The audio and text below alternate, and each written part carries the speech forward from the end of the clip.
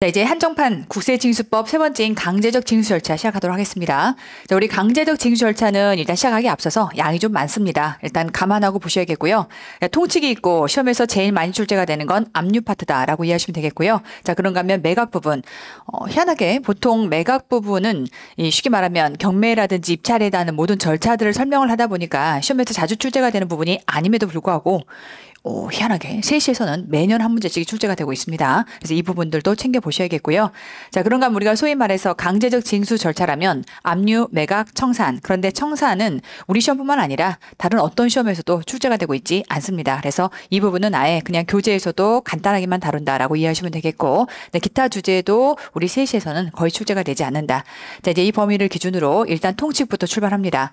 자, 일단 강제적 징수 절차다라고 하는 건 앞단에서 말로 하는 단계, 임의적 징수 절차라고 하는 납부고지와 독촉 단계를 지나왔고요. 자, 이제 강제적으로 집행권을 행사하는, 자력 집행권을 행사하는 절차다라고 이해하시면 되겠고, 자, 이제 협의와 강의로 나뉩니다. 자, 우리 좁은 의미에서의 강제적 징수 절차라면 앞에 봤던 것처럼 압류, 매각, 청산, 압매청이라고 하는 이 과정이 되겠고요. 만약에 이게 이제 광의로 좀 더 범위를 넓힌다라고 하게 되면 앞서 잠깐 언급이 됐던 것처럼 교부 청구, 나중에 다 빚잔치 끝나고 남은 거 있으면 나 좀 나눠줘. 그랬더니 안 되겠다. 나도 압류에 참가해야겠다. 그래서 교부 청구를 가름하고 얘 이제 대신으로 얘 없이 얘로 데려가는 거, 참가 압류까지를 포함해서 우리가 광의의 의미에서의 강제적 징수 절차다라고 얘기할 수 있습니다. 이제 소위 말해서 무엇에 대해서 지금부터 강제 징수 절차가 들어갈 거냐라고 할 때 앞 단계의 모든 절차를 마감을 하고 강제로 넘어올 거기 때문에 앞단에서의 독촉 단계를 지나고 또는 납부기한 전 징수의 고지를 받았다면 이때는 독사들이 다 달려들어서 뜯어먹고 있는 상태이기 때문에 내가 중간 독촉 단계에 생략하고 바로 압류 단계로 들어올 거고요. 자, 그러한 기한까지 국세 또는 체납액을 완납하지 않았다면 이제 관할 세무서장이 강제 징수를 하게 될 것이고, 일반적으로는 관할 세무서에서 하는 거지만 체납 발생 후 1개월이 지나고 체납액이 5천만 원 이상이다. 금액이 좀 크다라고 하게 되면 이번에는 지방국세청장이 강제 징수를 하게 되어 있습니다. 그래서 이 규정도 같이 챙겨 두시고요. 자, 이제 구체적으로 내용들을 들어가기 앞서서 사행위 취소소송이다라고 하는 거를 앞단에서 들어보신 적이 있을 텐데 이 규정과 관련된 내용들을 좀 정리를 좀 해보도록 할게요. 자, 일단 사행위다라고 했을 때 사해가 뭘 의미하느냐라고 했을 때는요, 민법상의 용어입니다. 일단은 속일사, 해할해. 소위 말하면 과세채권을 해할 목적으로 지금부터 체납자가 모종의 거래를 했다. 그래서 이 거래, 과세채권 해할 목적이야. 내가 지금 압류 들어가서 압류 걸어가지고 이 체납자 재산을 다 쓸어가려고 했더니 이들이 그럴까봐 재산을 다 양도해서 넘겨버렸네. 이 양도 거래 무효로 해주세요. 라고 법원에 청구하는 겁니다. 그러니까 소위 말하면 해당 사행위 취소 소송이라고 하는 건 법원에 청구하는 소송이다. 라고 이해하시면 되겠고. 자, 이제 과세관청이 있고요. 체납자가 예를 들어 if 13억짜리의 주택을 보유하고 있다라고 가정을 해볼게요. 자, 체납 세금이 만약에 10억이다. 지금부터 10억을 징수를 해야 되는데, 그렇다면 이 10억짜리 집에다가 압류를 걸면 되는 상황에서 이러한 체납자는요, 이제 모종의 거래를 하는 거죠. 자, 이제 친구랑 예를 들면 뭐 특수관계자랑 이렇게 해서 수익자에게 이 13억짜리 집을 지금부터 넘깁니다. 그러면 체납자로부터 이런 것들을 득한 자를 수익자라고 표현하고요. 또 혹은 그렇게 할까봐 또 이 수익자가 또 그 다음 친구한테 넘기는 거예요. 그런 모종의 거래를 통해서 이 수익자로부터 그 다음에 또 이익을 취한 자를 우리는 전득자라고 얘기를 합니다. 그래서 우리 세법상에서는 수익자 또는 전득자라고 하는 형태로 이렇게 문구가 나오게 될 거고요. 자, 이렇게 해서 어찌됐건 체납자가 보유하고 있던 이런 13억짜리 집을 수익자 또는 전득자에게 이렇게 양도를 해버리게 되면 결과적으로 이 체납자는 개털이 되죠. 그러면 과세관청 입장에서는 지금부터 체납세금을 징수할래야 할 수가 없는 상황이 되는 것이다 라고 이해하시면 되겠고, 지금처럼 이렇게 과세관청이 10억을 걷어 들여가야 되는데 이 과세채권을 해할 목적으로 이런 거래를 했다라고 해서 소위 말하면 이것을 사회행위다라고 보는 거고요. 자, 일단 사회행위의 요건을 만족하기 위해서는, 자, 일단 첫 번째는 이 체납자가 무자력이어야 됩니다. 쉽게 말하면 개털인 거죠. 왜냐면 이걸 넘긴 게 지금 이 거래 자체가 부당해요라고 하는 것들을 주장할 건데, 만약에 이 체납자가 이 집 말고도 다른 재산이 있다. 그러면 이제 관청 입장에서는 지금부터 10억을 징수하기 위해서 다른 재산에다가 압류를 걸면 되기 때문에 굳이 이 집을 넘볼 필요가 없는 거예요. 그런데 이제 이 집 빼고는 다른 게 아무것도 없는 거야. 그래서 다 넘기고 나니까 체납자는 거지다라고 해서 무자력이다라고 보는 것이고, 자, 그다음에 이제 사회 의사가 있었느냐라는 게 중요하겠죠. 왜냐하면 수익자나 전득자 입장에서는 결국 해당 거래가 무효가 되는 순간 그러면 다시 이 집이 체납자의 소유로 돌아가고, 그래서 압류 걸어서 지금부터 이거 팔아가지고 매각 절차 진행할 거야 라는 내용이 되다 보니까 수익자와 전득자는 나는 이런 일이 있었는지 몰랐던 건데 그냥 산 거야 라는 문제가 있을 수 있기 때문에 그런 거라면 이 거래를 무효화시킬 수 없는 것이고, 충분히 이런 내용 안에서 과세 채권을 해야 할 목적이라는 사실을 인지하고 있어야 되겠죠. 그런 것들을 사회 의사다라고 표현하는 거고요. 쉽게 말하면 짜고 쳤다라고 이해하시면 되겠고, 자, 그렇게 해서 이 모든 거래가 이 조건에 만족이 된다면 이제 과세관청은 법원에 청구를 합니다. 뭘로 제기하는 거냐면 민사소송을 제기한다라고 보시면 돼요. 그래서 이제 법원에게 이들의 양도 거래 무효예요 라고 하는 것들을 요구하는 거죠. 자, 그러면 이제 법원 입장에서 그러네, 맞네, 이거는 사회행위네 라고 하는 것들이 인정이 된다면 해당 거래는 취소가 될 거고요. 자, 그러면 과세관청은 다시 이 거래 자체가 무효라면 체납자 소유로 이 집이 돌아올 거기 때문에 이 집에 대해서 지금부터 압류를 가하게 될 것이고, 이 집을 매각한 돈으로 지금부터 빚잔치를 합니다. 자, 그런데 재밌는 건 이렇게 빚잔치를 해서 13억짜리다 보니까 체납액 징수는 10억. 그럼 3억이 남네. 이 3억이 누구에게 갈 것인가? 이것도 조금 챙겨보셔야겠죠. 여러분 생각할 때 3억이 누구한테 갈 것 같아요? 체납자일까요? 아니면 이 뒤에 있는 수익자 또는 전득자일까요? 세법은 수익자나 전득자에게 가게끔 이렇게 규정이 되어 있습니다. 왜냐하면 이자들 입장에서는 어찌됐건 이 거래 자체가 사행이다라고 하는 이 조건을 기반으로 해서 무효가 된 거긴 하지만 사실은 이들이 산 건 맞는 거거든요. 그런 의미에서 나머지에 해당하는 모든 내용들을 누구한테 간다? 수익자 또는 전득자에게 간다. 그래서 약간 특이하다 보니까 그 내용들을 시험에서도 분명히 물어볼 수 있는 거라서 정확하게 내용을 좀 기억을 해주시는 게 좋을 것 같고요. 자, 그런가 하면 이때 좀 더 디테일하게 봤을 때 체납액은 10억입니다. 자, 그런데 목적이 되는 재산가액이 지금부터 13억이다. 그럼 이제 집이 이 체납자 입장에서 한 채일 수도 있고요. 여러 채일 수도 있어요. 그럼 if 만약에 각각의 집 해서 총 3채의 집을 합계로 봤을 때 13억이다라고 하게 되면 결국은 과세관청 입장에서 이 집 전체에 대해서 지금부터 압류를 걸 거냐, 아니면 내가 받고자 하는 10억만큼에 대해서만 압류를 걸 거냐. 상식적으로 봐도 당연히 10억만큼에 대해서만 압류를 걸어야겠죠. 자, 그러다 보니까 이 안에서 부분 취소, 일부 반환 청구가 가능하다. 소위 말하면 집 세 채를 전부 다 지금 수익자에게 넘긴 상황이지만 세 채의 거래 전체를 무효화시킬 필요는 없는 것이고, 과세관청이 목적으로 삼는 거 얼마? 10억. 오케이. 그래서 10억에 해당하는 것만 부분 취소 내지는 일부 반환을 청구하면 된다. 자, 이 거래야 집을 세 채를 넘겼으니까다라고 이렇게 표현할 수 있겠지만 if 목적물이 된 재산이 분할이 불가능하다. 뭐 그럴 수 있겠죠. 그래서 이번의 경우라면 자, 만약에 지금 이러한 체납자가 보유하고 있는 게 건물 한 덩어리였고 이 한 덩어리 자체가 재산이 분할이 불가능한 상태라면 어떡할 거냐라고 했을 때는 이때는 전부 취소 내지는 반환 청구도 가능하다. 어쩔 수 없는 거니까. 자, 근데 이런 거죠. 10억을 받아야 되는데 13억짜리를 팔아서 나머지 3억이야 너한테 주면 되는 거니까 아무 문제가 없는 건데, 이번에는 자, 목적물의 이 재산가액이 예를 들면 이 건물이 100억짜리다. 그럼 10억 받겠다고 100억짜리를 무조건 압류 걸어서 매각할 것이냐?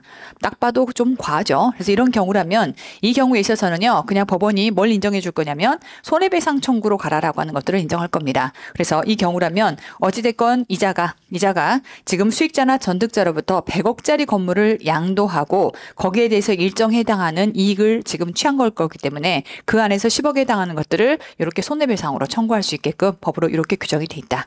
자, 전체 개요는 이렇게 보시면 되겠고, 해당 내용을 바탕으로 해서 지금부터 법문에서 어떻게 다루고 있는지를 정리해 보도록 하겠습니다.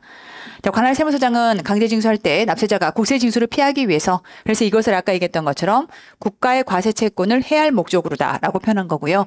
이때 재산의 처분이라든지 그 밖의 재산권을 목적으로 한 여러 가지 법률 행위, 쉽게 말하면 신탁법에 따른 사회신탁을 포함한다라고 되어 있는데, 보통 일단 시험 목적으로는 세법은 항상 가로 안에 포함과 제외를 오답으로 삼는 걸 원체 좋아하니까 일단 포함이다라는 생각을 하시면 되겠고, 좀 더 구체적으로 설명하자면 우리가 신탁법이다라고 하는 건 소위 말하면 이런 거죠. 신탁법은 믿고 맡기는 건데 외관상은 내가 지금 건물주라는 게 드러나기 싫기 때문에 그래서 신탁이라고 하는 제도를 이용하는 거라서 일단은 양도해서 넘기는 거예요.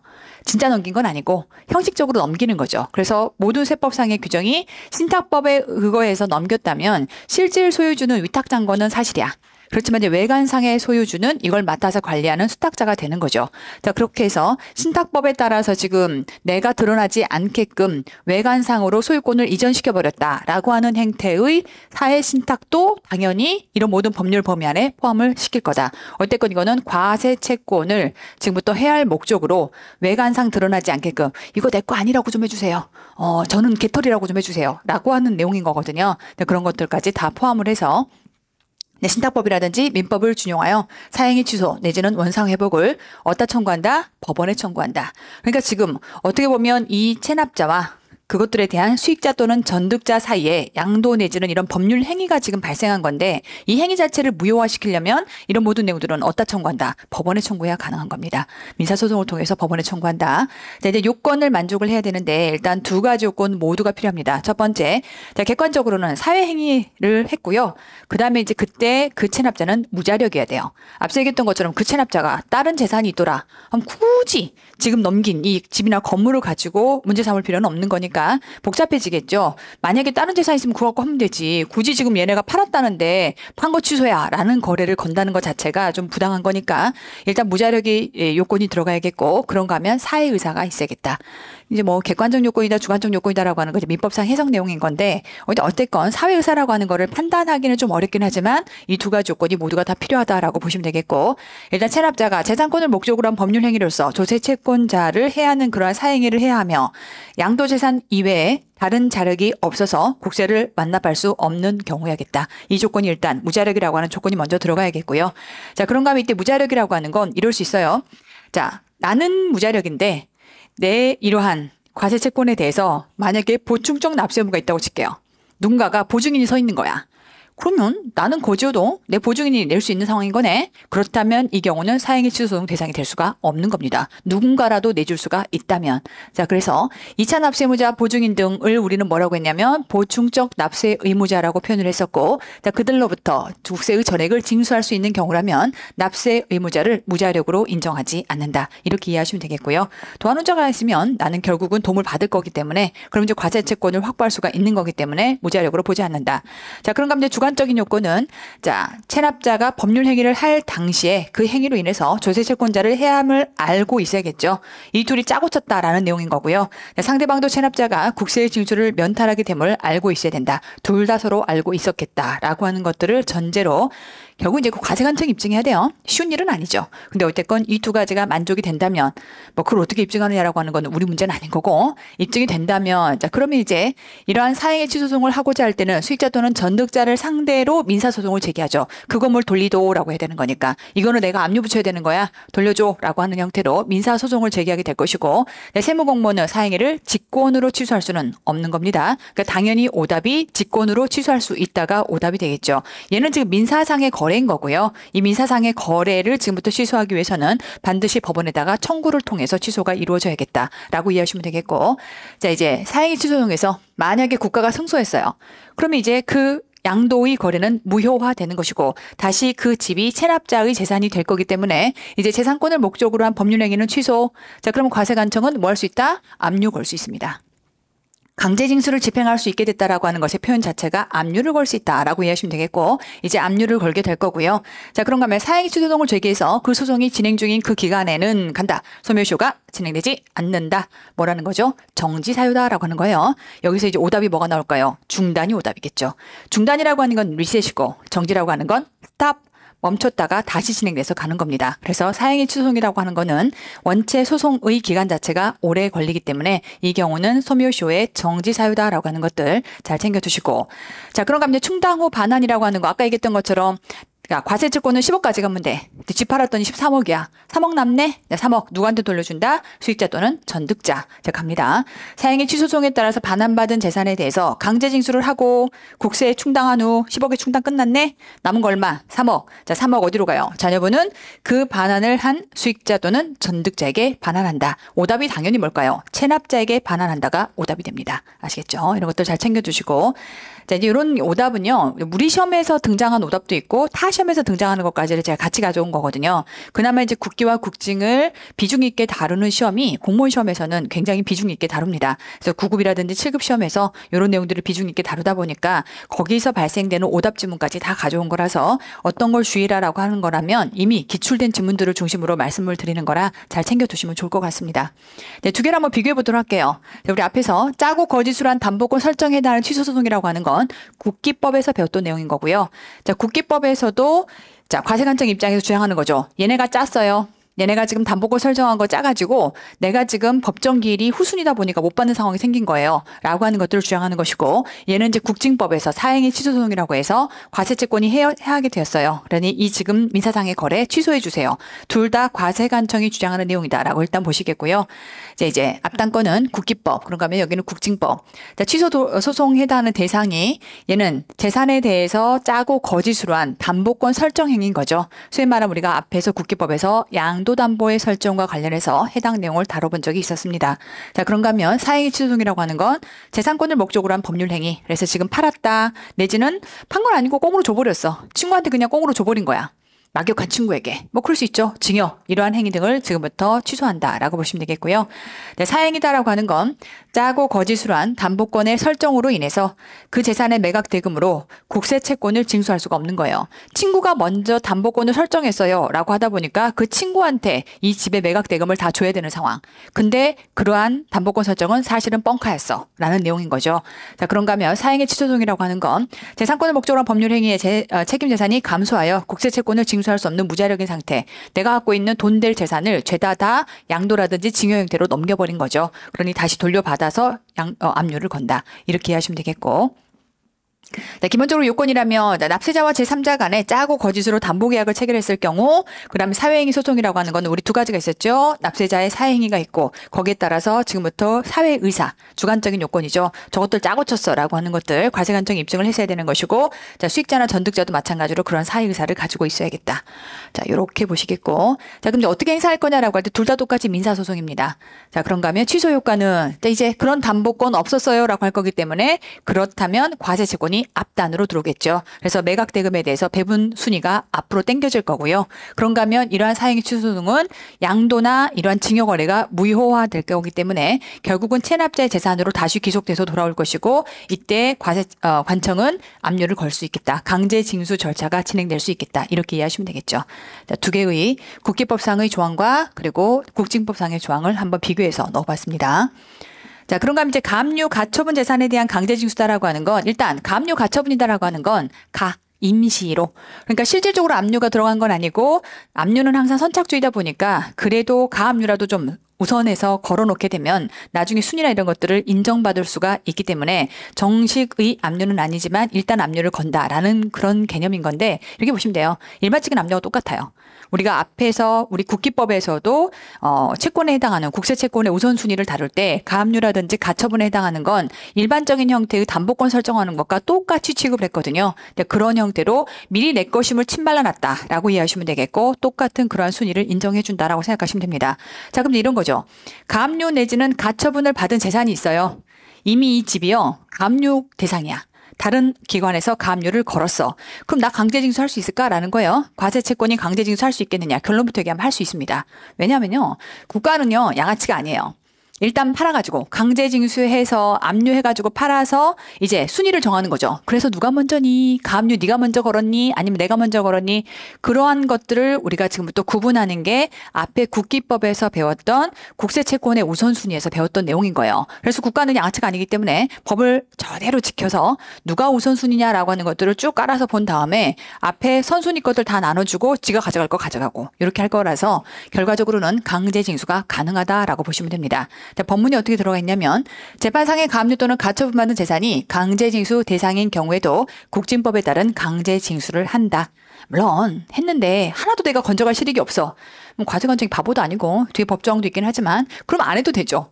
해봤자 실익도 없는 거. 근데 이제 실익이 있을 것 같으니까 전제로 얘기하는 것이고, 실익이 있다 한들 누가 지금 침 발라놓은 가압류나 가처분 발라놓은 거 나 들어갈 수 있니라고 하는 건데 들어갈 수 있는 거예요. 압류라는 적극적 행위는 하면 되는 거고, 했을 때 팔아서 빚잔치를 순위에 따라서 주면 되는 거니까 이 경우는 강제 징수가 가능하다. 근데 일단 통지는 해야겠죠. 당연히 통지한다라고 하는 거고요. 해지할 때도 마찬가지고, 항상 우리는요 모든 규정 뒤에 통지한다라는 게 들어가 있어요.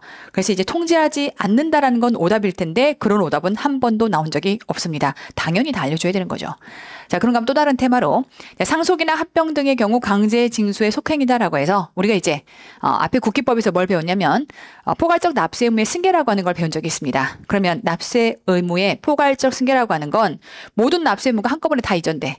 이런 내용이었거든요. 그때 두 개, 죽음을 기반으로 한 두 개의 사건에서 포괄적 납세 의무 승계가 나왔어요. 일단 법인이 죽었어 합병이고요. 사람이 죽었어 상속입니다. 둘 다가 포괄적 납세 의무의 승계라고 볼 수 있는데, 자, 이제 우리는 이러한 강제 징수를 지금 진행해 가는 중에 갑자기 법인이 죽거나 갑자기 개인이 죽었어요.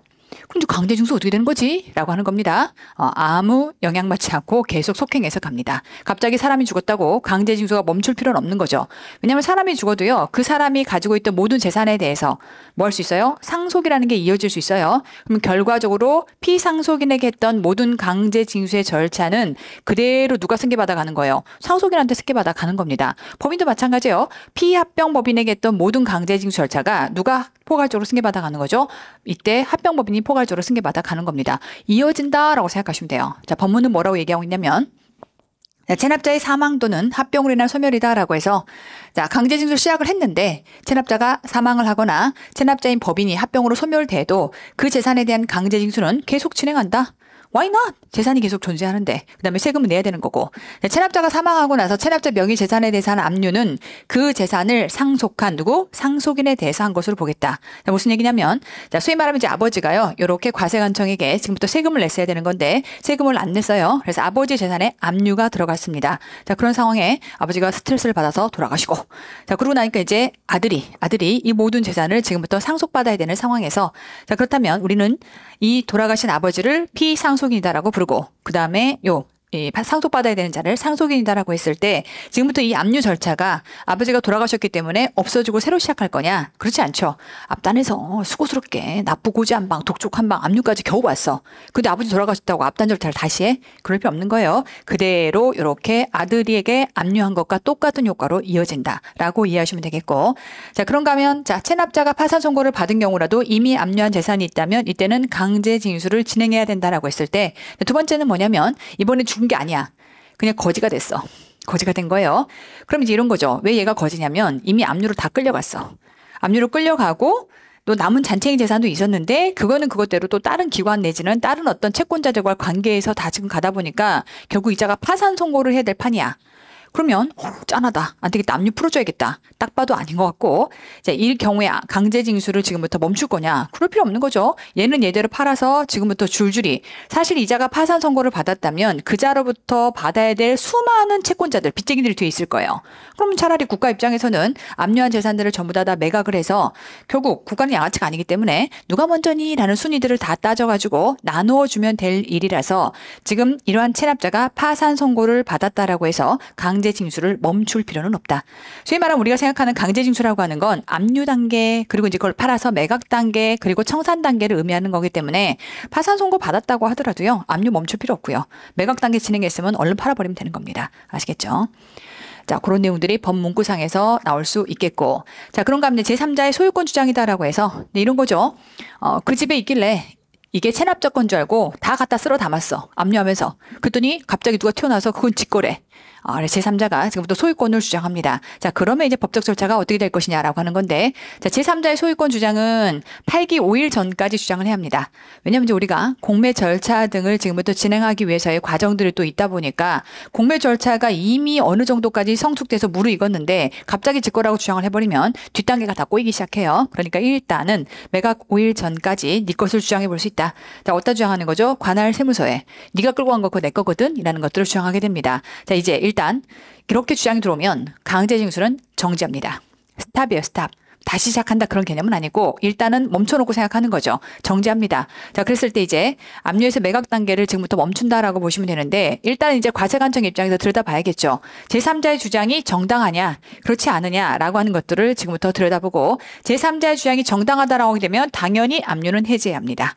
이거는 강제적 해제 요건이에요. 압류를 해제할 수 있다. 압류를 해제해야 한다라고 했을 때 강제적 해제 요건입니다. 왜 제3자 주장이 정당하대. 이거 그렇구나. 김치 거구나. 라는 게 너무나 명확하면 이 경우는 당연히 압류를 풀어줘야겠죠. 자, 근데 이제 제3자의 소유권 주장이 부당하다라고 하게 되면 아닌데요? 이건 체납자께 맞는 것 같은데요? 라고 해서 이제 부당하다라고 하는 게 판정이 되면 그렇다라고 해서 강제 징수를 속행하는 건 아니고요. 진행을 바로 가는 건 아니고 이거는 제3자 입장에서 억울할 수 있어요. 과세관청 네 생각은 그렇지만 아니야 이거 내 거야 라는 게 억울하다면 자 지금부터 소송을 제기하면 됩니다. 그래서 일단은 청구인에게 통지를 해주는 거죠. 과세관청 입장에서 이거는 체납자께 맞는 것 같은데요 라고 하게 되면 자 이제 그 청구인은 15일 안에 이런 숫자는 조금 정리해 두셔야겠죠. 자, 15일 안에 두 개의 의사결정을 하게 됩니다. 첫 번째는 그대로 인정하거나 아니면 이거에 대해서 소송을 제기하거나 그럼 소송을 제기한다라고 하는 건 이게 내게 맞다는 거를 과세관청을 상대로 제기하는 건 아니고요. 지금 이게 체납자와 나의 사이에서 이게 내 거예요라는 걸 주장하는 거기 때문에 체납자를 상대로 한 소유권 소송을 지금부터 진행하게 됩니다. 자, 그래서 체납자를 상대로 해서 소송을 제기할 수도 있고 안 할 수도 있고 되죠? 자, 근데 이제 소송을 제기하려면 여러분도 아시겠지만 변호사비도 들고 시간이나 공력도 많이 들고 그러니까 그냥 한번 해본 거였어라고 하면 당연히 안 할 것이고 적극적으로 내 거다라는 게 억울하면 소송을 제기하게 될 겁니다. 자, 그럼 이제 세법상에서는 소송을 지금부터 제기하지 않았다. 그러면 강제징수는 속행할 겁니다. 아무것도 아닌 거네라고 볼 것이고 다만 소송을 제기했다라고 하게 되면 지금부터는 그 소송이 끝날 때까지 기다립니다. 만약에 이게 소송을 실질적으로 제기해서 소송에서 승소 판결이 나서 이게 제3자께 맞구나 라고 했는데 근데 미안한데 어떡하죠? 다 팔아버렸는데 라는 문제가 생기면 아니 되는 거니까 자 지금부터 소송을 제기했다라고 했을 때 청구인이 패소한 경우와 승소한 경우로 나누어질 거고요. 만약에 소송을 제기했는데 여기서 청구인이라고 하는 건 제3자를 의미하는 거죠. 제3자가 지 거라고 주장하면서 체납자를 상대로 소송을 했는데 졌어. 그럼 이 경우는 체납자께 맞는 거야. 그러면 이때는 강제징수 계속 가는 거고. 근데 만약에 청구인이 이번에 이겼어요. 그래 제3자께 맞네 라고 하는 순간 이 경우는 압류를 해제하게 됩니다. 아시겠죠? 그래서 어려운 내용은 아닌데 응당 이런 절차가 있고 그럴 수 있겠구나라는 흐름을 좀 이해를 하셔야 뒤에 가서 법문구가 나왔을 때 헤쳐나갈 수가 있는 거죠. 자, 이 골격을 기반으로 해서 지금도 법문구가 어떻게 들어가 있는지를 보도록 할게요. 자, 제3자의 소유권 주장은 언제까지? 매각 5일 전까지 관할 세무서에게 지금도 주장하면 됩니다. 소유권 반환 청구를 주장하는 제3자는 그 재산의 매각 5일 전까지 소유자로 확인할 만한 증거 서류를 관할 세무서에게 제출하여야 한다라고 보시면 되겠고 그러니까 지금 제가 이렇게 점선 박스에 가두어서 드린 내용들은 전부 다 법문구라고 생각하시면 됩니다. 그래서 방금 봤던 전체 골격을 베이스로 해서 법문구를 실어간다고 생각하시면 되겠고 자 그러면 이런 주장이 들어오는 순간 일단은 강제징수는 정지하게 됩니다. 소위 말하면 압류에서 매각 단계로 넘어갈래다가 매각하지 않고 일단 멈추는 거죠. 자 그렇게 이해하시고 자 그랬을 때 이제 강제징수 정지는 관할 세무서장은 제3자가 소유권을 주장하고 반환을 청구하는 경우에 그 재산에 대한 강제징수를 정지해야 한다. 아시겠죠? 자, 그러고 나면 이제 소유권 주장이 정당하냐 부당하냐라고 하는 것을 가지고 소송이 진행이 돼야 합니다. 아니죠. 강제징수 정지를 한 다음에 이제 판단을 해보겠죠. 과세관청 입장에서 소유권 주장이 부당하다 내지는 소유권 주장이 정당하다라는 것을 일단 먼저 판단을 해볼 것이고 소유권 주장이 부당하다면 이때는 청구인에게 통지를 해줄 거고요. 소유권 주장이 정당하다라고 하게 되면 그때는 이제 이러한 강제징수가 멈춰지겠죠. 자, 일단 통지한다라고 했을 때 관할 세무서장은 제3자의 소유권 주장 및 반환 청구가 부당하다라고 인정이 되면 즉시 그 뜻을 제3자에게 통지를 해줍니다. 그래야 그 다음 단계로 소송을 갈지 말지를 고민할 거니까. 자, 그런가 하면 소유권 주장이 정당하다. 압류는 즉시 해제가 돼야겠죠. 자, 그래서 관할 세무서장은 제3자의 소유권 주장 및 반환 청구가 정당하다라고 인정되는 경우에는 즉시 압류를 해제해야 한다. 되죠.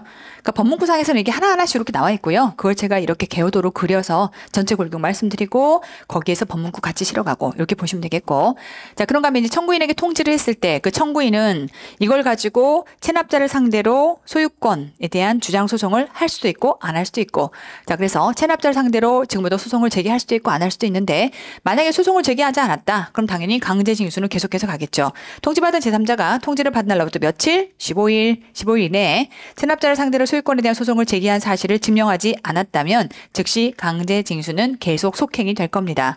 자, 그런가 하면 이번에는 이렇게 소송을 증명했다라고 하게 되면 그렇게 했을 때 청구인이 승소했다면 압류가 해제가 될 것이고 그랬을 때 통지를 받은 제3자가 체납자를 상대로 소유권에 관한 소송을 제기해서 승소 판결을 받고 그 사실을 증명을 했다면 압류는 즉시 해제. 이렇게 될 거고요. 만약에 패소했다. 그럼 이제 강제징수가 이어집니다. 그러니까 소송이 제기된 순간부터는 일단 멈춰 있다가 강제징수는 멈춰 있다가 소송의 결과가 끝나면 그거에 따라서 만약에 청구인이 이기면 이거 남의 게 맞네 라고 해서 일단 압류는 즉시 해제가 될 것이고 강제 해제가 될 것이고 그게 아니라면 강제징수는 계속 될 겁니다. 자, 이렇게 해서 구조를 좀 잘 기억을 해두시면 좋을 것 같고요. 자, 여기까지가 제3자 소유권 주장까지 내용이고, 자, 이제 본격적으로 압류로 들어갑니다. 여기부터가 시험에서는 이제 자주 나오는 파트다라고 보시면 돼요.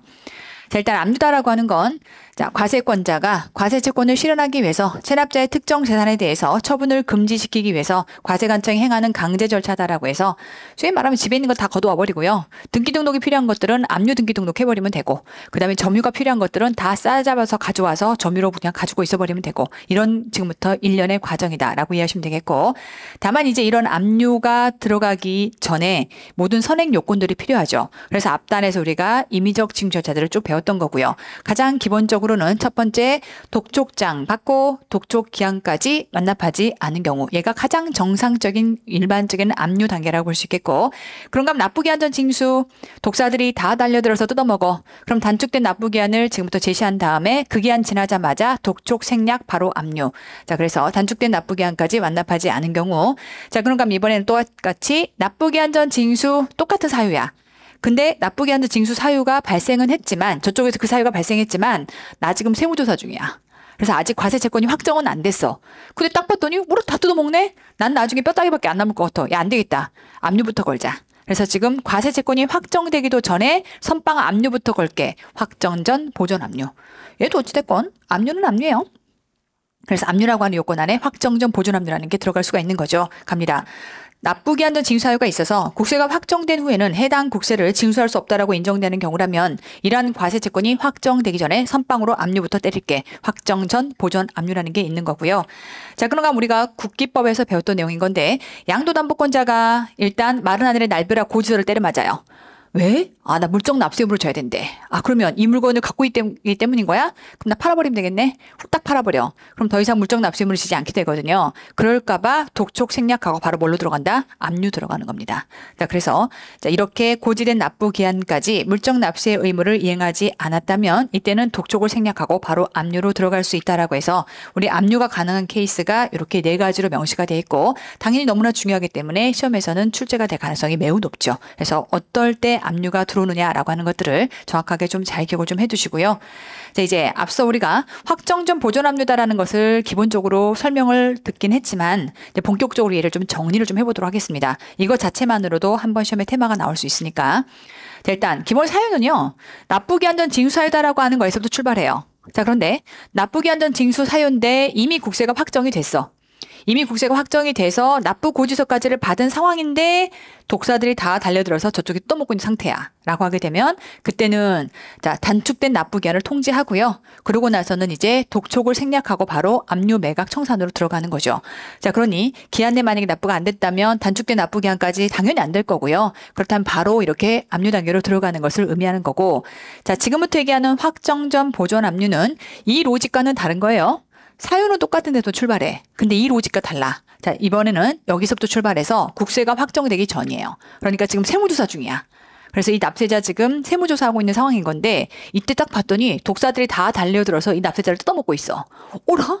내가 조사가 다 끝나면 나는 뼈다귀만 남겠구나 라는 생각이 든다면 일단 선빵으로 자 과세채권이 확정되기 전에 지금부터 압류부터 선빵으로 때린다. 다만 딱 봐도 야, 그게 가능해? 라고 할 수 있죠. 그래서 일단은 지방국세청장이 승인을 해야 합니다. 그러니까 이거는 관할 세무서장인 하급 관리가 결정할 수 있는 사안이 아니에요. 중간 보수 정도는 돼야 돼. 그래서 중간 보수가 지금부터 이 사안을 결정하게 될 거고요. 그러면은 지금 과세채권이 얼마인지도 모르는데 압류를 얼마를 때리는 거야? 아, 그래서 추정해야죠. 확정 국세를 일단 추정합니다. 추정된 한도 내에서 일단 압류가 들어가게 될 것이고 다만 이제 그렇게 압류했다는 사실을 나중에 체납자에게 통지를 할 거기 때문에 따지고 보면 사후 통지가 되는 거죠. 사전 통지 아니고 사후 통지가 되는 거예요. 제가 실제로 세무조사 대리를 하는 중에 이런 일이 한번 있었어요. 워낙 제 클라이언트가 대차게 드셨어. 내가 수년간 좀 무심히 되는 사유가 있긴 했었는데 그렇다고 또 그래서 얼마를 누락하셨는데요? 라고 물어보기는 좀 뭐하고 그러면 좀 이걸 또 기술적으로 잘 하셨어야 되는데 본인이 거의 50%를 누락했고요. 치과 하는데 50%를 누락했고 그럼 장부를 이중장부를 쓰되 그 이중장부를 지구상에 남겨놓으면 안 되는 건데 너무 나이브하시게 보일러실에 숨겨놓으신 거예요. 근데 이게 아마 내부 직원이 꼰지른 것 같아. 세무조사에서 급습해서 들어와서 보일러실을 바로 찾아 들어가요. 거기 있다는 걸 아는 거지. 찾아 들어가서 급습해서 들어온 사실이 들어오자마자 전화가 왔거든요. 회사님 세무서에서 왔어요. 지방세무서에서 왔대. 지방국세청에서 왔대. 딱 듣는 순간 큰 건이구나. 그리고 그게 걸렸겠구나 라고 생각을 했던 건데 한 번도 저한테 얼마를 누락했는지를 얘기하지 않으셨거든요. 누락했다는 말 자체도 안 했던 거고 근데 그들이 와서 바로 보일러실로 직진해서 들어가자 안에서 5년치에 나눈 그 이전 것까지 장부를 전부 다 입수를 했고요. 대차게 되셨어요. 정말 그 매출 50%를 누락을 하셨거든요. 아시는지 모르겠지만 여러분 시골에 가면 시골 할머니 할아버지들이 자식들이 다 뭘 주고 가요?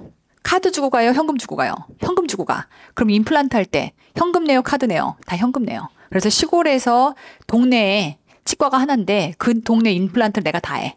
그래서 새벽 6시부터 수술해요. 할머니 할아버지 잠이 없잖아요. 5시부터 출근하셔가지고 6시부터 수술해. 그리고 이제 일찍 끝나요. 4시면 끝나. 할머니 할아버지들은 4시 이후에는 수술 안 하시거든요. 근데 어쨌건 현금으로 받다 보니까 현금 매출을 왕창 누락했던 것이고 한 거의 뭐 세금만 부과된 세금이 한 28억 정도 부과될 상황이었어요. 대차게 드셨어요.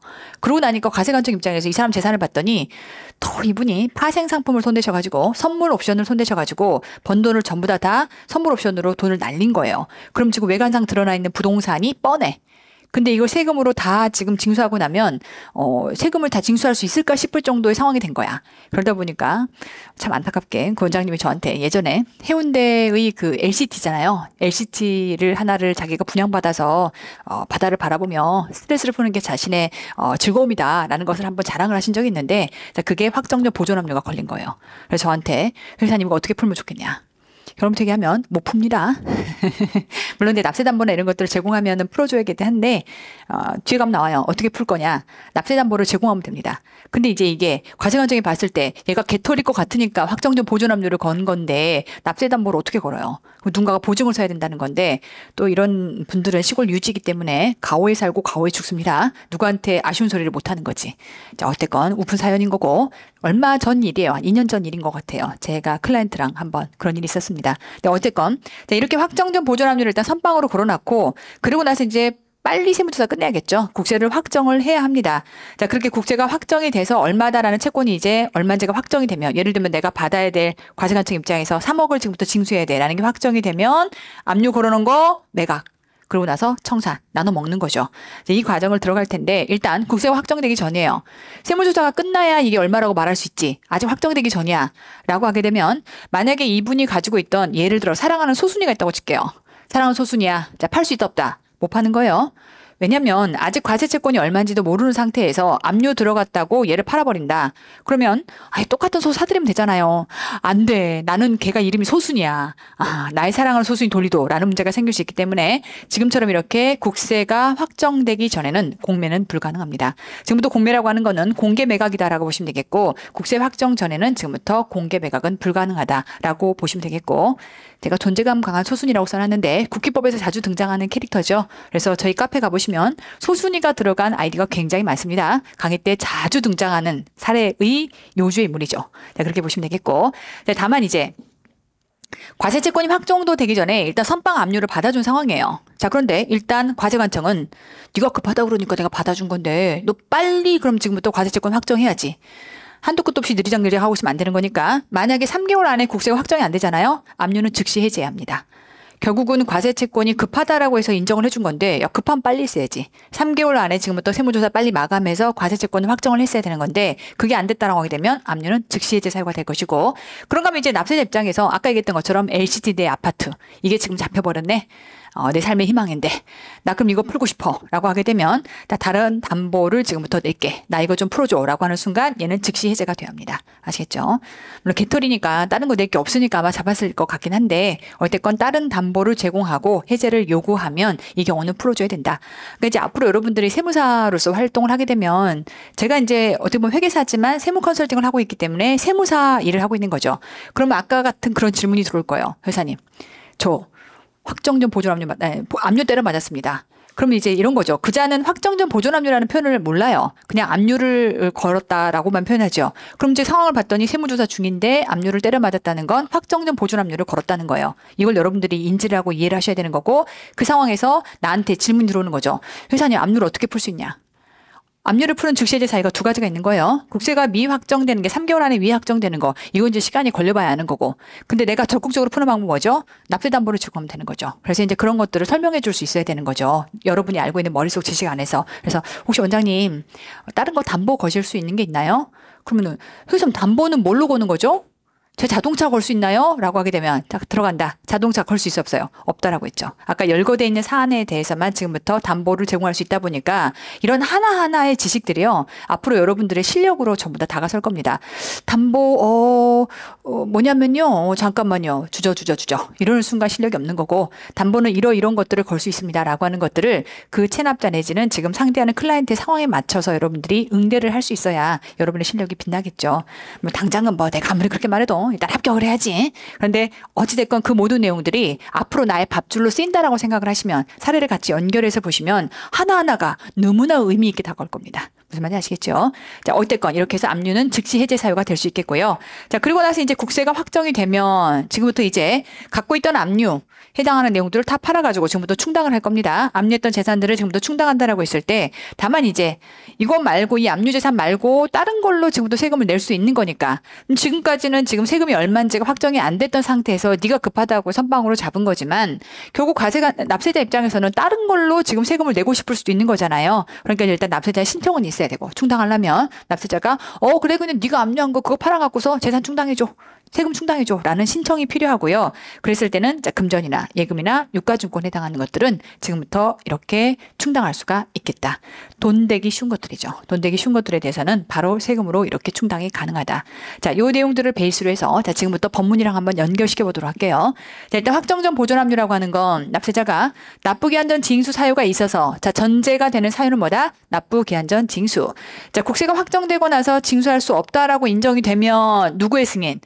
오답이 뭘까요? 관할 세무서장. 말단 보스의 승인 따윈 필요 없습니다. 중간 보스 정도는 돼야 돼요. 지방국세청장의 승인을 받아서 국세로 확정되리라고 추정되는 금액의 한도 안에서 그러니까 금액을 추정해야 되는 거죠. 왜? 얼마인지 몰라 지금. 그러니까 추정을 일단 한 다음에 납세자의 재산을 압류할 수 있는 그러한 제도를 확정전 보존 압류라고 얘기한다라고 보시면 되겠고 자 이제 선빵으로 압류부터 때리는 거니까 때렸어. 그리 알아. 사후 통지예요. 오답이 뭘까요? 사전 통지가 오답이죠. 설마 아니 지금 급해 죽겠어가지고서 압류부터 때릴 건데 얘를 사전에 통지해? 그러지 않아요. 압류 걸었으니까 그리하세요 라는 형태로 사후로 그 사실을 통지하게 됩니다. 그래서 자, 관할 세무서장은 납세자의 재산에 대해서 확정적 보존 압류를 하려고 하는 경우 미리 지방국세청장의 승인을 받아야 하고 압류 후에는 납세자에게 문서로 그 사실을 통지해야 한다. 그래서 이제 클라이언트의 경우 사후 통지를 받고 나서 식겁해서 이거까지 다 가져가는 건가? 내가 지금 세금이 얼마 나올지도 모르는데 보통 납세자는 그만큼 안 나올 거라고 생각을 하는 거죠. 그래서 내 별장까지를 건드려? 라고 이제 쉽게 말하면 빠기 친 거고 어떻게 풀었으면 좋겠는지를 나한테 물었던 거고 자 이제 갑니다. 압류 해제는 아까 얘기했던 것처럼 갑니다. 즉시 해제해야 한다. 즉시 해제 요건이에요. 우리가 뒤에 가서 압류의 즉시 해제 요건과 강제적 해제 요건과 임의적 해제 요건 두 가지를 나누어서 배울 텐데 얘는 지금부터 강제적 해제 요건입니다. 무조건 해제해야 되는 거예요. 급하다니까 받아준 건데 야, 3개월이 지나도록 지금부터 결정을 안 했어? 그럼 아웃. 그다음에 납세담보를 제공하면서 나 이거 압류 풀어달라고 하면 못 받을까 봐 선빵으로 압류를 건 거예요. 받을 길이 열렸잖아. 그럼 압류는 풀어야지 얘기입니다. 자, 그래서 납세자가 납세담보를 제공하고 압류 해제를 요구하는 경우 또는 압류한 날로부터 3개월이 지날 때까지 압류에 따라 징수하려고 하는 국제를 확정하지 않은 경우 근데 중간에요. 이 모든 게 지금 왜 확정이 안 됐냐면 세무조사를 하다 보니까 확정이 안 된 거거든요. 그러니 이때 세무조사 중지기간이라는 게 있을 수 있어요. 뭔가 자료나 이런 것들을 과세관청 입장에서도 마찬가지고 납세자도 마찬가지고 좀 정리하고 하다 보니까 시간이 좀 많이 걸려. 중지를 건 거예요. 중지는 결국 조사는 그때 진행되지 않습니다. 그럼 그 중지 기간도 여기다 산입한다라고 하게 되면 3개월이 금방 후딱 가버리겠지. 그래서 이제 그건 빼고 나머지 3개월 해당하는 것들을 기준으로 따진다. 이 정도 기억하시면 되겠고. 자, 그런가 하면 이제 아까 얘기했던 것처럼 사랑하는 소순이 팔아버리면 못 돌아와요. 그러니까 확정되기 전까지는 얘는 팔 수가 없는 겁니다. 확정 전 보존 압류한 재산은 그 압류와 관련된 국세의 납세 의무가 확정되기 전에는 공매할 수가 없다. 이렇게 보시겠고요. 자, 충당이라고 하는 건 지금 체납세금에 이 모든 이슈는 어서부터 출발해. 압류까지 올라면 체납이야, 체납. 독촉장 받고도 지금 안 낸 징한 놈인 거예요. 이 상태에서 지금부터 이러한 체납세금에 충당을 할 거냐 말 거냐라고 하는 건데 뭘 생각하셔야 되냐면 그 충당하는 시점까지 계속 숨만 쉬어도 만분의 2.2가 들러붙습니다. 그러니까 이제 체납자 입장에서도 아유 어차피 내야 될 거 그래 퉁쳐주세요. 오늘까지로 하고 여기까지만 이자 물고요. 이제 그만할게요. 라고 의사결정할 수 있는 거죠. 자, 그렇게 해서 이제 요거는 결국은 체납자가 신청하는 겁니다. 모두 요건이 만족됐을 때 국세를 징수한 걸로 볼 수 있다. 라고 해서 첫 번째, 확정 전 보존 압류를 하고 나서 압류에 따라서 징수하려고 하는 국세를 확정하고 그리고 나서 자, 이때 자, 금전이거나 납부기한에 추진 가능한 예금이나 유가증권. 그러니까 누구누구 금전 노란색이었으면 좋겠다. 또 금전 그리고 예금 유가증권 그런가 하면 납세자의 신청 이 모든 요건이 다 만족이 되면 이제 충당이 가능하다. 세금은 퉁치고 더 이상 납부지원 가산세 부과가 안 되겠죠. 자, 그렇게 이해하시면 되겠고. 자, 그런가 하면 초과압류다라고 해서 우리 기본적으로 납세자의 재산을 긁어갈 때요. 거기에 막 감정을 실어. 얘 이렇게 꼴배기 싫었고 이럴 줄 알았어. 야, 다 긁어버려. 가능 불가능? 불가능해요. 만약에 내가 지금 10억에 해당하는 체납세금을 지금부터 추징한다라고 하게 되면 10억어치만 가져가야지 너무 많이 가져가면 안 되는 거예요. 자, 그래서 일단 초과압류는 하지 않는다는 게 원칙이라서 갑니다. 국세를 징수하기 위해서 필요한 재산 외의 재산은 압류할 수가 없습니다. 야, 그냥 다 걸어버려. 그냥 쪽팔리게 다 걸어버려. 그건 안 되는 거고. 다만 이제 이럴 수 있죠. 그래, 내가 1억만 가져가야 되는 게 맞는데 봤더니 불과 분물이에요. 쪼개지지가 않네. 그럼 어떡하지? 그럼 그때는 초과압류할 수 있죠. 자, 직관으로 보시면 확 이해가 될 겁니다. 람보르기니예요. 5억짜리야. 자, 그런데 여기에서 지금 체납세금이 2천만 원이야. 그래서 안 되겠다. 문짝만 떼갈게요. 그냥 차를 다 가져가. 라는 문제가 생길 수 있습니다. 이런 형태의 불과 분물 등에 해당하는 부득이한 경우라면 이 경우는 초과압류가 가능하다라고 하는 거. 해당 내용들도 본문으로 나올 수 있으니까 잘 기억을 해두시고요. 자, 그런가 하면 이제 이러한 압류 재산을 선택할 때 예를 들면 이 체납자의 재산이 여러 개가 있어요. 근데 이제 이 재산은 그냥 순순히 체납자 거고 지금부터 이 건물은 이 안에 덕지덕지 막 저당권부터 출발해서 전세권도 붙어 있고 여러 가지 권리들이 붙어 있어. 그럼 이 집은 매각을 했을 때 이러한 권리들도 전부 다 순위가 누군지를 그다음에 그들이 피해를 보지 않게끔 권리 보존을 다 해줘야 되는 상태야. 상식적으로 딱 봐도. A라고 하는 건물은 그게 하나도 안 붙어 있고 B라고 하는 건물은 덕지덕지 지금 제3자의 권리가 붙어 있어요. 뭐를 압류해야 될까요? 당연히 A를 압류해야 되는 겁니다. 제3자가 지금부터 권리를 침해당하지 않게끔. 자, 관할 세무서장은 압류 재산을 선택하는 경우 어쨌건 지금 A, B 두 개의 건물이 있다라고 했을 때는 강제 징수에 지장이 없는 범위에서 전세권, 질권, 저당권 등 체납자 재산과 관련해서 제3자가 가진 권리를 침해하지 않도록 해야 된다. 너무 당연한 얘기입니다. 아시겠죠? 자, 이제 본격적으로 압류 들어갑니다. 머릿속에서 압류를 하러 들어간다라고 하게 되면 어떻게 진행될지에 대한 것들을 상상하셔야 되는데요. 보통 제가 이제 공무원 수험생들한테 이걸 가르칠 때는요. 공무원 수험생들 눈을 반짝거리면서 들어요. 왜? 자기네가 압류를 하러 나갈 거니까. 약간 재밌을 수 있죠. 그런데 이제 우리는 어떻게 보셔야 되냐면 앞으로 여러분들이 회계사 세무사가 된다면 특히 이제 국징법이 세무사 시험에서 출시가 된다면 이건 정말 얄짤없이 세무조사가 들어오거나 이런 압류가 들이닥치잖아요. 그러면 납세자나 체납자는 여러분한테 전화를 할 겁니다. 세무사님 지금 막 들이닥쳐서 다 가져가는데 이래도 되는 건가요? 저 어떻게 해야 되죠? 그럼 이제 앞으로 클라이언트를 보호할 실익이 있다. 그럼 빨리 출동하셔야 되고요. 뭐라도 출동해서 여러분이 알고 있는 국징법의 모든 과정들이 제대로 진행이 되고 있는지. 왜냐하면 이렇게 보셔야 돼요. 지금 절차상에 하자가 생기잖아요. 그러면은 불복 청구해서 주장해 볼 수 있어요. 이 압류 무효야.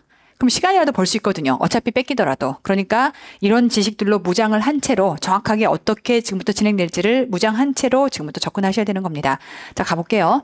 이제 압류를 해서 들어간다라고 할 때는 압류 조서를 작성을 합니다. 자, 일단 체납자 재산을 압류하는 경우는 압류 조서를 작성할 텐데 우린 뒤에서 수색 조서라고 하는 게 또 등장합니다. 그래서 압류 조서가 있고 수색 조서가 있고 두 개로 구분합니다. 쉽게 말하면 압수수색할게 라는 내용 들어보신 적 있죠? 수색이라고 하는 거는 가서 찾아서 보겠다라고 하는 건데 결론은 이거예요. 찾아봤더니 건질 게 있어. 그래서 압류한 게 있어. 그럼 압류 조서예요. 가봤더니 개털이야. 건질 게 하나도 없어. 그래서 소위 말하면 뭘 압류할 수 있느냐라고 할 때는 압류는 재산적 가치가 있는 그 체납자 소유물을 다 압류할 수는 있으나 이때 압류 금지 대상인 건 할 수 없거든요. 뒤에 가서 배우게 됩니다. 그럼 이제 그것 빼고는 압력이 아무것도 없더래. 그럼 갔더니 수색을 했는데 아무것도 건진 게 없어요. 그러면 수색조서예요. 그러니까 수색을 해서 건진 게 있으면 압류조서, 수색을 해서 건진 게 아무것도 없으면 수색조서. 아시겠죠? 자, 시작합니다. 자, 이제 압류조서를 작성하게 될 것이고, 자, 이때 이럴 수 있죠. 우리가 참가 압류라고 하는 거 뒤에 가서 배우시게 될 텐데, 참가 압류는 일단은 어차피 다 압류를 끌고 갔으니까 내가 가서 압류하러 가봤자 남는 게 없어. 그러니까 그냥 나중에 남는 거 있으면 나도 나눠주세요. 교부청구 띡 걸어놨던 거야. 근데 이제 문제는 교부청구는 어떤 문제가 있냐면 원래 처음에 밥상을 깔았던 사람이 압류해갖고 다 했던 사람이 어라? 내가 지금 법인세 때문에 압류한 건데 법인세 취소됐네? 이거 안 해도 되겠다. 라고 해서 만약에 압류를 취소해버리잖아요. 그 밥상 자체가 없어져 버려요. 그럼 교부청구까지 같이 죽습니다. 근데 이제 참가 압류라고 하는 건 뭐냐면 그럴까봐 야, 안 되겠다. 내 밥상 없어질 판이니까 그럼 나 그냥 압류 지금이라도 참가할래. 그럼 압류는 선착주이기 때문에 앞서 선행 압류 기간이 압류했던 게 없어지더라도 그러면 뒤에서 지금 압류 건 놈이 1순위가 되는 거예요. 그러니 앞달에서 이미 다 압류 걸어가지고 다 걷어갔기 때문에 딱 봐도 개털이라 그럼 그냥 나는 교부청구만 할게 라고 했다가 지금 이게 엎어질 판이라면 나는 그 다음에 뭐 하는 거다? 참가 압류 들어가는 겁니다. 근데 이제 결국 아까 말했던 상황처럼 참가 압류 들어가 봤자 이미 선행 압류 기간이 압류가 다 끝났어요. 그럼 가봤자 쓸 게 없네? 그래서 이 경우라면 압류 주소를 작성하지 않을 수 있다. 느낌 아시겠죠? 이게 뒤에 내용까지 다 이해가 된 채로 봐야 이게 무슨 말인지가 이해가 되지. 왜지? 라고 하는 거를 내용이 앞뒤가 이해가 안 되면 연결이 안 되는 거죠. 어쨌건 참가 압류에 따라서 압류 효력이 생겼다면 여기서 말하는 압류 효력이라고 하는 건 선행 압류 기간 다음에 내가 지금 참가한 거니까 압류는 선착주입니다. 그럼 나중에 빚잔치를 할 때 다 팔아서 돈 잔치한다라고 할 때도 나는 2순위인 거죠. 2순위, 3순위가 되는 거예요. 자, 그런 것들을 압류 효력이라고 보는 것이고 혹시나 앞단계 취소가 돼서 그 압류 자체가 무효가 돼버리면 내가 이제 최고 선행 압류 기간이 되는 거죠. 자, 그런 것들에 해당하는 압류 효력이다라고 이해하시면 되겠고 대신에 이제 갔더니 개털이야. 다 가져갔거든. 그럼 이 경우는 굳이 압류 조서를 작성하지 않을 수 있겠다. 오케이. 자, 그런가 하면 결국은 압류를 했다면 압류 조서에 해당하는 것들을 등본, 복사본 하나 왜냐하면 체납자한테 줘야 되죠. 내가 네 거 이거 가져갔으니까 그리 알아. 이게 서로 말을 안 맞추면요. 만약에 혹시나 이 모든 압류를 해제 그랬더니 체납자가 뭐야 이거 네가 가져갔는데 우길 수 있어요. 선생님 저희가 이런 재산을 압류했거든요. 확인해 보시고 사인하시죠. 라는 형태로 등본을 내주게 될 거고요. 자, 이 경우 이제 동산이나 유가증권 왜냐하면 손에 쥔 자가 임자인 것들 왜냐하면 부동산은요. 그런 거 안 해도 돼. 그냥 등기 걸면 되거든요. 등기 등록이 필요한 것들은 등기 등록에다가 압류를 걸면 되기 때문에 이거를 체납자가 우기면서 주장할 수는 없어. 근데 손에 쥔 게 임자인 것들. 분명히 유가증권 있었는데 막 이럴 수 있잖아요. 무기명 채권 있었는데 지금 가세관청에 가져갔는데 안 돌려줘. 이런 문제가 생길 수 있기 때문에 이러한 형태의 동산이나 유가증권에 대해서 자, 질권이 설정된 동산이나 유가증권을 압류한 경우에 그 동산 또는 유가증권의 질권자에게도 압류조서 등본을 내줘야겠죠. 여기다가 좀 질권 걸어놨어. 여기에 반 땅은 내 거예요 라고 하는 것들을 질권을 고르는 상태라면 이거 압류 들어갔으니까 그리 아세요. 그럼 나중에 매각했을 때 그 질권의 순위가 누구가 우선이냐라는 것들을 다 따져서 만약에 받아갈 게 있다면 전부 다 돌려줄 거거든요. 그러니까 어쨌건 그 권리자들에게도 이 모든 사실들을 알려줬어야 되는 겁니다. 그렇게 이해하시겠고 채권도 마찬가지죠. 손에 쥔 자가 임자다라고 하는 것들 그 밖에 또 재산권도 마찬가지고요. 자, 그런가 하면 이제 압류 조서에다 뭘 쓸 거냐면 이제 쓰고 사인 받을 거거든요. 뭘 쓸 거냐면 갑니다. 자, 이제 이 재산은 압류가 됐으니까 양도할 수 없어요. 당연하죠. 자, 이 건물에다가는 지금부터 제한 물권을 설정할 수 없어요. 느낌 아시겠죠? 제한 물권이다라고 하는 건 여기다가 저당권, 질권 이런 전세권을 갖다 붙인다는 건데 이런 거 앞으로 안 돼요라고 하는 내용인 거고 채권의 영수라고 하는 건 자, 이제 이 채권은 이 채권은 과세관청 거예요. 네 거 아니시거든요. 요거 이제 과세관청이 압류한 거거든요. 그럼 결과적으로 그 채권에 대해서 돈 받을 때 돈을 누가 받아야 맞아? 과세관청이 받아야 되는 거예요. 체납자님 너 받으시면 안 돼요 라고 하는 거라 이런 채권의 영수라고 하는 건 돈 받았다는 얘기예요. 채권의 영수하면 안 돼요. 이 얘기입니다. 자, 그런가 하면 그 밖에 처분을 할 수 없다는 뜻을 기재해야 된다. 근데 이런 것들은 일단은 네가 돈 받으시면 안 되거든요 라는 것들을 일단 체납자한테 말을 하는 건데 사실은 의미가 있는 건 누구한테 말해야 돼? 이러한 체납자한테 돈 줄 놈. 그러면 체납자와 이자의 관계에서 얘는 채무자가 되거든요. 채무자한테 그 얘기를 해줘야 맞겠죠. 그 뒤에 가서 배우겠지만 이런 채권의 경우는 이런 채무자에게 통지했을 때 제3자에게 통지했을 때 압류의 효력이 발휘가 됩니다. 그럼 그 제3자 입장에서는 얘를 통지를 받았어. 지금 내가 돈 줘야 될 게 과세관 조금 넘어갔구나. 라는 거를 통지를 받는 순간, 즉 도달주의 받는 순간 지금부터 이 압류 효력이 발휘가 되다 보니까 근데 내가 받았음에도 불구하고 깜빡해갖고요. 그냥 체납자한테 갚았어요. 이걸로 보호받을 수가 없습니다. 그럼 어떻게 되느냐? 체납자랑 너랑은 알아서 하는 거고 국가한테 다시 갚아야 돼요. 이런 문제가 생깁니다. 근데 어찌됐건 이런 뜻들이 기재가 돼 있다라고 하는 것이고, 자, 그런가 하면 이제 거기에 대한 참여자의 서명 날인, 당연히 체납자는 사인 안 하려고 할 거예요. 그래서 이럴까봐 옆에 증인을 붙이는 거죠. 증인을 붙여서 옆에 참여자들, 그러면 이제 기본적으로는 그 집에 있는 가족이라든지 동거 가족이라든지 종업원들한테 참여하라고 할 텐데, 사실 생각해 보세요. 우리 아버지께 다 끌려가. 누가 이걸 협조합니까? 우리 사장님께 다 끌려가. 협조 안 할 거거든요. 일상적 법상은 그렇게 해라라고 돼 있지만 협조를 안 할 거기 때문에 처음부터 경찰 공무원이랑 소방 공무원 같이 갑니다. 왜? 문도 안 열어줄 거거든요. 그래서 일단 따고 들어가야 돼. 그래서 뒤에 가서 법이 나오지만 기본적으로는 그렇게 참여자를 넣게끔 돼 있고, 그렇다면 이들이 협조 안 할 거니까 그렇다면 이때는 공무원 내지는 경찰 공무원을 데리고 갈 수 있다라고 들어가 있거든요. 그들을 참여자라고 하는 것이고, 참여자와 함께 그럼 뭘 긁어갔는지를 다 지금 확인할 수 있는 상황인 거잖아요. 그걸 통해서 뭐 한다? 서명 날인. 항상 서명 날인하라고 할 때는 뻗팅기는 놈들이 생깁니다. 뻗팅기면 뻗팅겼다는 걸 쓰면 돼요. 뻗팅겼다를 쓰면 이때는 효력이 인정이 됩니다. 항상 요 문구 같이 들어가요. 참여자가 서명 날인을 거부한 경우에 그때 그 사실을 압류조서에 적는 것으로 참여자의 서명 날인을 가름할 수 있다. 자, 서명 날인하라고 했더니 거부했어요 라고 하면 날인한 거예요. 이 얘기입니다. 자, 그래서 이제 그때는 압류조서로서의 효력을 인정을 받는 거죠. 자, 지금부터 수색 들어갑니다. 우리가 소위 말하면 압수수색이다라고 하는 거죠. 자, 일단 체납자의 주거를 지금부터 들어갈 텐데, 세무공무는 체납재산은 필요한 경우에 체납자의 주거 등을 수색할 수 있고, 해당 주거 등의 폐쇄된 문, 금고 또는 기구를 열게 하거나 직접 열 수 있다. 그래서 뭐가 오답이냐면 열게 할 수는 있으나 직접 열 수는 없다가 오답이에요. 당연히 안 열어줘요. 여러분 같으면 열어주겠어요? 잘 안 열어줄 겁니다. 그러니까 이제 요거 끊고 들어가는 거죠. 가위같이 생긴 거 큰 거 있잖아요. 그걸로 문 다 따고 들어갑니다. 자, 그래서 직접 열게 할 수 있다. 그래서 이제 이게 오답이 나오기보다는 문제는 이거예요. 제3자의 주거. 그래서 이제 옆집과 내가 막역한 사이였던 것이고, 지금부터 압류가 다 들어올까봐 나의 돈 될 수 있는 모든 재산을 옆집에 옮겨놨어. 그럴 수 있어요. 자, 그러면 이제 딱 봤더니 과세관청 입장에서 어라? 딱 봤더니 이거 다 옆집에 있네. 제3자의 주거 등을 수색할 수 있고 폐쇄된 문, 금고 또는 기구를 열게 하거나 열 수 있다. 그러니까 이게 그래, 체납자 거는 직접 열 수 있을 것 같아. 근데 제3자 집도 따고 들어갈 수가 있나? 자, 결론은 똑같이 따고 들어갈 수 있습니다. 아시겠죠? 자, 물론 요건을 만족한 경우가 돼야겠죠. 딱 봐도 감춘 혐의가 있다. 주관적 판단이에요. 그런가 하면 이때 재산을 점유 보관하는 제3자가 재산의 인도 또는 이전을 거부한다. 아주 쉬운 얘기로요. 만약에 지금 체납자가 람보르기니를 갖고 있어. 그래서 등록번호 몇 번인지도 다 알고 있는데 옆집에 그 차가 주차돼 있네. 옆집 주차장에 다 보여. 문 열어주세요. 체납자 차가 지금 여기 있는데요. 라고 했더니 대답을 안 해. 사람은 분명히 있는데 계속 이렇게 하시면 거부하시면 곤란합니다. 여러 번 경고를 했어. 안 돼. 문 따고 들어가는 거예요. 무슨 말인지 아시겠죠? 차 끌어냅니다. 자, 그런 형태다라고 상황을 좀 이해를 해보시면 좋을 것 같고, 자, 그런가 하면 이제 언제부터 언제까지 수색할 수 있느냐라고 할 때 어때껏 너무 과하면 안 되겠죠. 한밤중에도 계속 수색을 한대. 이게 뭐라고? 너무한 겁니다. 그래서 일단은 기본적으로는 해가 뜰 때부터 해가 질 때까지만 할 수 있다. 웃긴 거예요. 왜냐면 이제 해가 뜨는 시각과 해가 지는 시간이 매번 다르다 보니까 몇 시부터 몇 시까지 9 to 6 이렇게 말할 수가 없는 거지.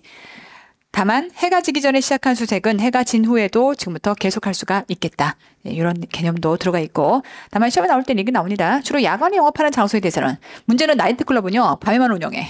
그러다 보니까 얘는 그러면 해가 뜰 때부터 해가 질 때까지 문이 안 열려 있어. 수색을 할래 할 수가 없는 상황이 되는 거야. 그럴까봐 야간에 영업을 하는 장소에 대해서는 해가 진 후에도 영업 중에는 수색을 시작할 수가 있다. 아시겠죠? 이런 규정이 들어가 있다라고 이해하시면 되겠고, 자, 이제 수색조서.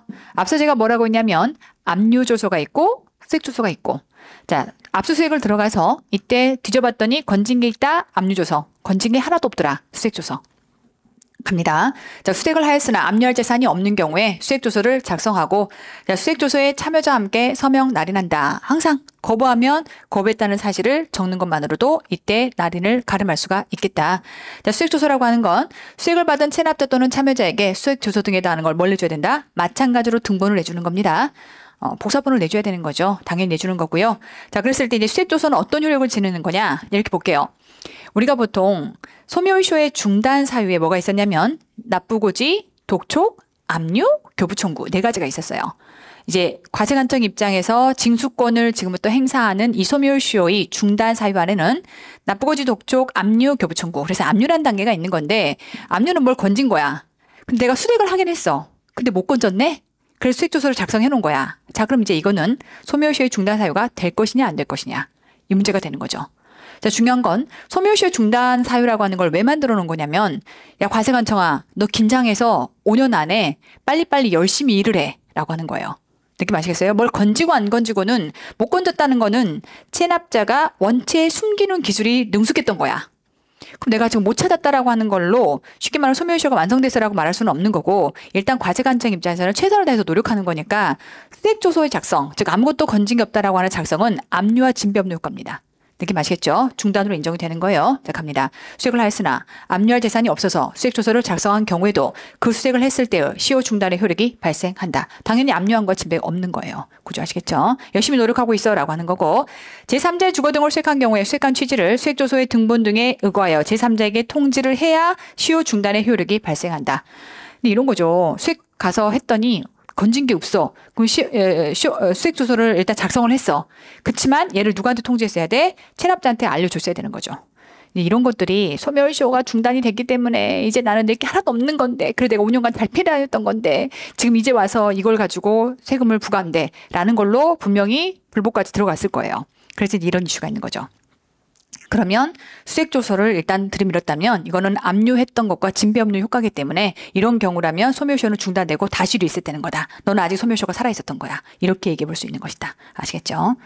자, 이런 내용들도 디테일하게 물어볼 수 있으니까 잘 기억을 해두시고 자, 그럼 지금부터 이제 압류 들어가서 당연히 질문이나 검사 가능하죠. 자, 갑니다. 이런 거 오답 안 나와요. 강제징수하면서 압류할 수 있는 재산의 소재나 수량을 알아내기 위해서 필요하다면 자, 관계 있는 자에게 구두 문서로 질문하거나 장부, 서류, 그 밖의 물건 등을 뭐 할 수 있다? 검사할 수 있다. 오케이.